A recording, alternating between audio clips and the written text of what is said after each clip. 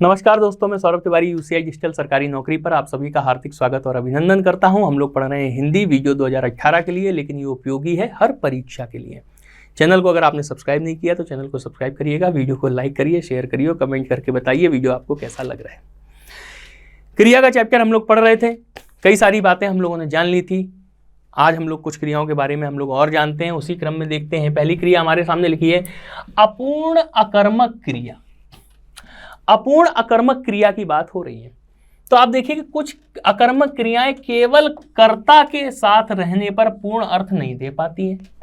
बात आई ना समझ में? जैसे वह बना, ये हमने बीच में बना दिया है केवल समझाने के लिए। सीधा सीधा अगर सेंटेंस आपको दिया हो वह बना, तो अब आप देख रहे हैं कि कर्ता तो इसमें वह है, लेकिन इस वाक्य का अर्थ स्पष्ट नहीं हो पा रहा।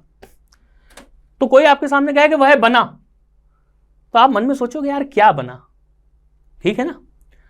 और ये मन में सोचोगे कि वह क्या बना,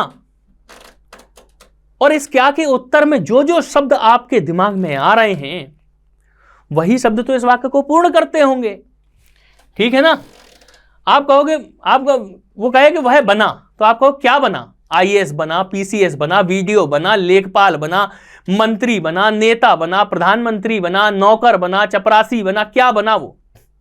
तो जितने शब्द आपके दिमाग में आए, ये सारे शब्द कहीं ना कहीं आपको इन शब्दों की आवश्यकता बीच में महसूस हो रही कि ये शब्द अगर और होते तो चीजें क्लियर हो जाती, और कुछ ना कुछ तो हो गई। जो अगर वो बना है तो कुछ ना कुछ तो बना ही होगा।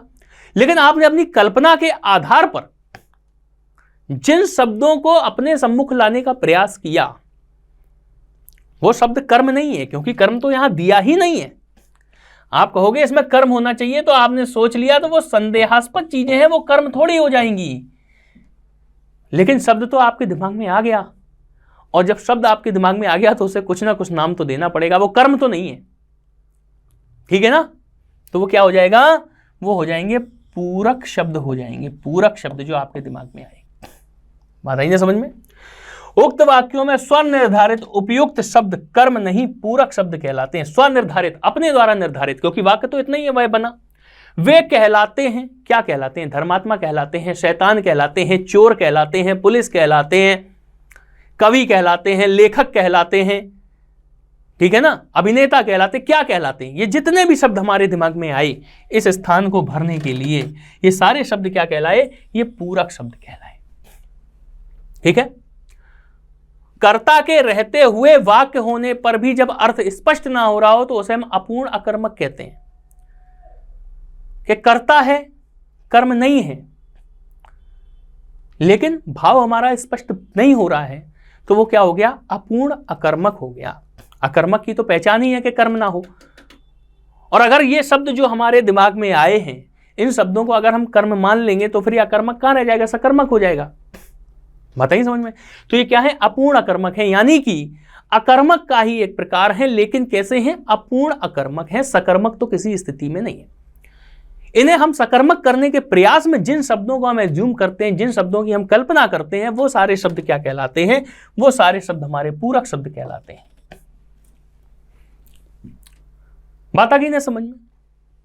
चलिए आगे देखते हैं। पूर्वकालिक क्रिया की हम बात करें। पूर्वकालिक क्रिया, पूर्वकालिक क्रिया का क्या मतलब हुआ? कि जो क्रिया पहले हो चुकी है वो पूर्वकालिक क्रिया। लेकिन किस प्रकार से हो चुकी है? जिस क्रिया का पूर्ण होना किसी दूसरी क्रिया के पूर्ण होने से पहले आए। दो क्रियाएं हो रही हैं और उन दोनों क्रियाओं में जो क्रिया पहले हो रही है वो कहला रही है आपकी क्या? पूर्णकालिक क्रिया, ठीक है ना। सॉरी, पूर्वकालिक क्रिया, ठीक है ना। जो क्रिया पहले हो रही, पूर्व का मतलब क्या होता है? पहले। तो पूर्वकालिक क्रिया, जो क्रिया, दो क्रियाएं हो रही हैं, एक क्रिया ये हुई, एक क्रिया ये हुई, इनमें ये पहले हुई, ये दूसरी हुई, यानी कि ये आपकी हो गई क्या? पूर्वकालिक क्रिया। स्पष्ट है ना? चलिए उदाहरणों समझ लेते हैं। मोहन पढ़कर सो गया, दो क्रियाएं हुई। मोहन ने पढ़ाई भी करी और मोहन सोया भी। लेकिन पहले उसने क्या काम किया? पहले उसने पढ़ाई करी फिर वो सो गया, यानी कि पहले नंबर पे क्या हुआ, पढ़ाई हुई, यानी कि सोने से पहले पढ़ाई हुई, और सोने से पहले पढ़ाई हुई यानी कि पढ़कर क्या हो गया, इसमें पूर्वकालिक क्रिया हो गई। आपको वाक्य दे देगा कि मोहन पढ़कर सो गया में कौन सा शब्द पूर्वकालिक क्रिया को प्रदर्शित करता है, तो आपका आंसर क्या होगा, पढ़कर, क्योंकि पढ़ाई पहले हुई है, सोया बाद में गया है। सुनिधि खाना खाकर स्कूल चली गई, तो सुनिधि ने क्या किया है, पहले उसने खाना खाया है फिर वो विद्यालय गई है, तो पूर्वकालिक क्रिया क्या हुई, जो पहले हो गई, खाना खाकर, ठीक है ना, तो खाकर क्या हो गया, इसमें पूर्वकालिक क्रिया हो गई है। फिर उसके बाद वो क्या किया, उसने स्कूल गई है।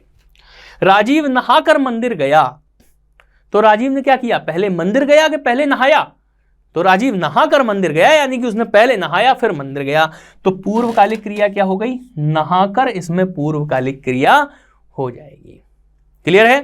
तो उम्मीद है आज की क्लास भी आप लोग समझ में आ गई होगी। छोटी छोटी क्लासेस हैं, बहुत ज़्यादा लोड आपको नहीं दिया जा रहा है, इसलिए नहीं दिया जा रहा है कि आप नई क्लास को कवर कर लें जल्दी से और उसके बाद पुरानी चीज़ों का रिवीजन जरूर करते चलें, क्योंकि वीडियो में केवल 3 सब्जेक्ट हैं आपके, जीएस है और रीजनिंग है और हिंदी है।